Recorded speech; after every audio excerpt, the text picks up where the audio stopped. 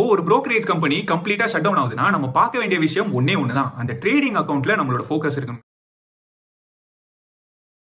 ஸ்டாக்ஸ்லயும் mutual ஃபண்ட்ஸ்லயும் invest பண்ணிட்டே வரும். நம்ம இன்வெஸ்ட் பண்ற புரோக்கரோ இல்லனா அந்த ஃபண்ட் ஹவுஸோ கடையை சாத்தி மொத்தமா க்ளோஸ் பண்ணிட்டு போயிட்டா நம்மளோட இன்வெஸ்ட்மெண்ட்ஸ்லாம் என்ன ஆகும்? அந்த மாதிரியான சிச்சுவேஷன் நடக்குமா? அப்படி நடந்தா நம்ம என்ன பண்ணணும்ன்றதான் இந்த வீடியோல டீடைலா பார்க்க போறோம். வணக்கம், என் பேர் பூசன். இது யூஸ்ஃபுல் இன்ஃபர்மேஷன் பூசன்.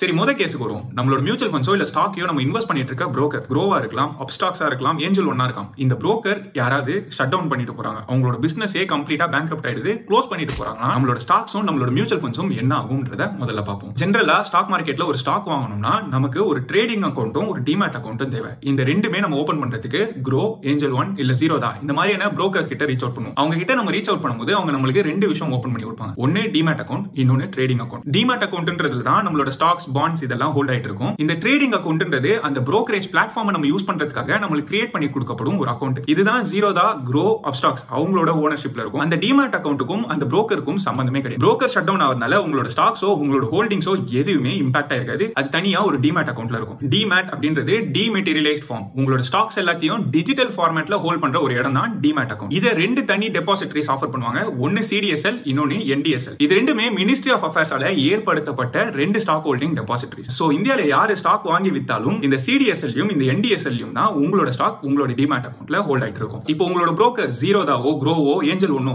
இவங்க எல்லாமே இன்டர்மீடியேட் பிளாட்ஃபார்ம்ஸ் தான். இவங்க ஆஃபர் பண்றது அவங்களோட பிளாட்ஃபார்ம் மட்டும் தான். இது எக்ஸ்சேஞ்ச் கூட கனெக்ட் ஆயிருக்கும். நீங்க வாங்குற ஸ்டாக்ஸ் எல்லாம் உங்களோட டிமேட் அக்கவுண்ட்ல கிரெடிட் ஆயிட்டு இருக்கும். ரொம்ப சிம்பிளிஃபைடான உதாரணமா பார்க்கணும்னா ஸ்விக்கி, ஜொமேட்டோ இதுல எல்லாம் நீங்க ஃபுட் ஆர்டர் பண்றீங்க. ஆனா நீங்க ஆர்டர் பண்றது ஏதோ வேற ஏதோ ஹோட்டல். ஸ்விக்கியோ ஜொமேட்டோவோ க்ளோஸ் பண்ணா அந்த ஹோட்டல் க்ளோஸ் ஆனதா அர்த்தம் கிடையாது. இவங்க எல்லாருமே ஒரு இன்டர்மீடியேட்டரி, ஒரு புரோக்கர் மட்டும் தான். கிளையண்டான உங்களுக்கும் எக்ஸ்சேஞ்சுக்கும் இந்த சிடிஎஸ்எல், என்டிஎஸ்எல் இது எல்லாத்துக்குமே ஒரு கனெக்ஷன் கொடுக்கிற ஒரு பிளாட்ஃபார்ம், ஒரு புரோக்கர் மட்டும் தான். சோ எந்த பாயிண்ட் இன் டைம்லயுமே அந்த ஸ்டாக்ஸோ இல்ல உங்களோட ஹோல்டிங்ஸோ எதுவுமே இந்த புரோக்கர்ஸ் கிட்ட கிடையாது. இந்த புரோக்கர்ஸ் உங்களோட ஸ்டாக்ஸை ஆபரேட்டும் பண்ண முடியாது, கண்ட்ரோலும் பண்ண முடியாது. அடுத்த கேஸ், உங்களோட மியூச்சுவல் ஃபண்ட்ஸ் எல்லாம் ஹோல்ட் பண்ணி வச்சிருக்கீங்களா, அதுக்கு என்ன ஆகும்? புரோக்கர் அவங்களோட அக்கௌண்ட் க்ளோஸ் பண்ணா என்ன ஆகும்ன்றத பார்ப்போம். இந்த மியூச்சுவல் ஃபண்ட்ஸ் நீங்க வாங்கும் போதே இந்த மியூச்சுவல் ஃபண்ட்ஸ் எல்லாமே அந்தந்த ஃபண்ட் ஹவுஸ் கீழ தான் வரும். ஃபண்ட் ஹவுஸ்னா என்ன? இந்தியால எக்கச்சக்கமான மியூச்சுவல் ஃபண்ட்ஸ் இருக்கு. ஒரு மியூச்சுவல் ஃபண்டும் ஏதோ ஒரு கம்பெனி தான் ஆஃபர் பண்ணும். SBI, HDFC, Nippon, UTI, Axis சொல்லிட்டு எக்கச்சக்கமான மியூச்சுவல் ஃபண்ட் ஹவுசஸ் இருக்கு. சோ நீங்க இப்ப Axis long term mutual fund ஜீரோதால வாங்குறீங்கன்னா டைரக்டா ஆக்சிஸ் ஃபண்ட் ஹவுஸ் தான் இந்த டிரான்சாக்ஷன் எல்லாத்தையுமே டீல் பண்ணும். இங்கேயுமே ஜீரோதான்றது வெறும் பிளாட்ஃபார்மா தான் இருக்கும். எல்லாத்தையுமே ஹேண்டில் பண்ணி எல்லாத்தையுமே ஹோல்ட் பண்றது ஆக்சிஸ் ஃபண்ட் ஹவுஸ் தான். சரி, அப்போ ஒருவேளை இந்த ஃபண்ட் ஹவுஸே க்ளோஸ் பண்ணிடுறாங்க, இந்த ஃபண்ட் ஹவுஸே ஷட் டவுன் பண்ணிட்டாங்கன்னா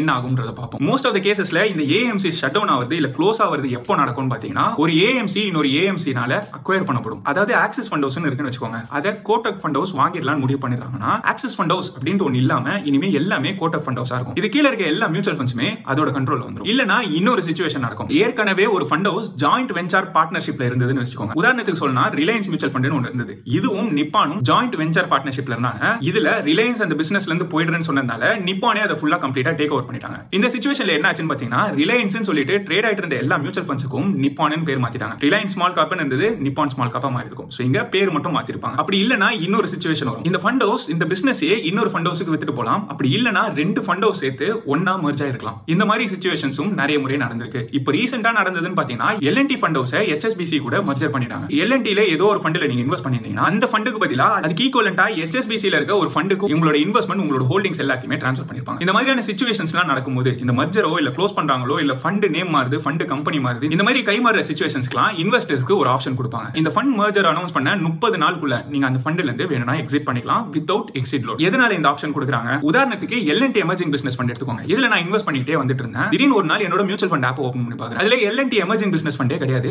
ஹெச்எஸ்பிசி ஸ்மால் கேப் ஃபண்ட் இருக்கு. எனக்கு நல்லா கிளியரா தெரியும் ஹெச்எஸ்பிசி ஸ்மால் கேப் ஃபண்ட் அப்படின்னு சொல்லிட்டு எதுவுமே நான் இன்வெஸ்ட் பண்ண ஞாபகம் எனக்கு சுத்தமா கிடையாது. அதுக்கப்புறம் தேடி பாக்குறேன், எல்என்டி எமர்ஜிங் பிசினஸ் ஃபண்ட் என்னோட போர்ட்ஃபோலியோல காணோம். இது மியூச்சுவல் ஃபண்ட் பிளாட்ஃபார்மோட மிஸ்டேக் தான் போல இருக்கு. ஏதோ எரர்னால மாத்தி மாத்தி காட்டிட்டு இருக்காங்க. நாளைக்கு ஓபன் பண்ணா கரெக்டா ஆகும் யோசிச்சிட்டு இருந்தேன். அதுக்கப்புறம் தான் எனக்கு ஸ்ட்ரைக் ஆச்சு, இதை தேடி பார்த்து என்னன்றது டீடைல் தெரிஞ்சு போனேன். இப்போ போய் பார்க்கும்போது தான் இந்த மாதிரி ஒரு மர்ஜர் நடக்குதுன்னு தெரிஞ்சது. அதனால எனக்கு இந்த ஃபண்ட்ல இருக்க இன்வெஸ்ட்மெண்ட் எல்லாத்தையுமே HSBC ல ஈக்குவலண்டா இருக்க ஸ்மால் கேப் ஃபண்டுக்கு மாத்திட்டாங்க. இந்த பாயிண்ட்ல HSBC யோட ஸ்மால் கேப் ஃபண்டை நான் ஓபன் பண்ணி பாக்குறேன். நான் எதிர்பார்த்து நான் ஏதோ ஒரு கிரைட்டீரியால L&T எமர்ஜிங் பிசினஸ் ஃபண்ட்ல இன்வெஸ்ட் பண்ண எதுவுமே இந்த ஸ்மால் கேப் ஃபண்ட்ல இல்ல. அதனால அதை கிளியரா அனலைஸ் பண்ணிட்டு எனக்கு இதை எக்ஸிட் பண்றது தான் கரெக்டான முடிவுன்னு தோணுச்சுன்றதுனால அதுல இருந்து எக்ஸிட் பண்ணிட்டேன். சோ இந்த மாதிரியான சிச்சுவேஷன்ல எக்ஸிட் பண்றது தான் கரெக்டான ஆப்ஷனா இருக்கணும்ன்ற அவசியமும் கிடையாது. சில டைம்ல நீங்க இன்வெஸ்ட் பண்ணிருந்த ஃபண்டை விட புதுசா மர்ஜ் ஆகி உருவாயிருக்க அந்த ஃபண்ட் வந்து பெட்டர் குவாலிட்டிலும் இருக்கலாம். அதனால அதை கொஞ்ச நாள் ஹோல்ட் பண்ணி பார்த்துட்டு அதோட பர்ஃபார்மன்ஸ் எப்படி இருக்குன்றத பொறுமையா எவாலுவேட் பண்ணிட்டு எக்ஸிட் பண்ணணும்னா எக்ஸிட் பண்ணிக்கலாம். அப்படி இல்ல அந்த ஃபண்டையும் ஃபண்ட் ஹவுஸுமே க்ளோஸ் பண்றேன்னு சொல்லியிருந்தாங்கன்னா அன்னைக்கு என்ன NAV-ல ட்ரேட் ஆயிட்டு இருக்கோ அந்த லேட்டஸ்ட் NAV வேல்யூல இன்வெஸ்டர்ஸ் அன்னைக்கு எக்ஸிட் பண்ணிக்கலாம். அப்போ ஒரு brokerage கம்பெனி கம்ப்ளீட்டா ஷட் டவுன் ஆகுதுன்னா நம்ம பார்க்க வேண்டிய விஷயம் ஒன்னே ஒண்ணுதான், அந்த ட்ரேடிங் அக்கவுண்ட்ல நம்மளோட ஃபோக்கஸ் இருக்கணுமே தவிர அந்த டிமேட் அக்கவுண்ட் பத்தியோ இல்ல அந்த ஸ்டாக்ஸ் பத்தியோ நம்ம எதுவுமே வருத்தப்படணும்ன்ற அவசியம் கிடையாது. ட்ரேடிங் அக்கவுண்ட்ன்றதுல நீங்க உங்களோட ஃபண்ட்ஸ் எல்லாம் போட்டுட்டு அதுக்கப்புறம் ஸ்டாக்ஸ் எல்லாம் வாங்குவீங்க. ஒருவேளை நீங்க அதுல ஏதோ ஃபண்ட் ஆட் பண்ணி வச்சிருக்கீங்க, ஒரு 10,000 20,000 ஏதோ ஒரு அமௌண்ட் அதுல ஆட் பண்ணி வச்சிருக்கீங்கன்னா அதை எப்படி வித்ரா பண்றதுன்றதா நம்மளோட ஃபோக்கஸா இருக்கணும். அதுல இருக்க ஸ்டாக்ஸ் விற்கணும்ன்றத பத்தி நம்ம யோசிக்கணும்ன்ற அவசியமே கிடையாது.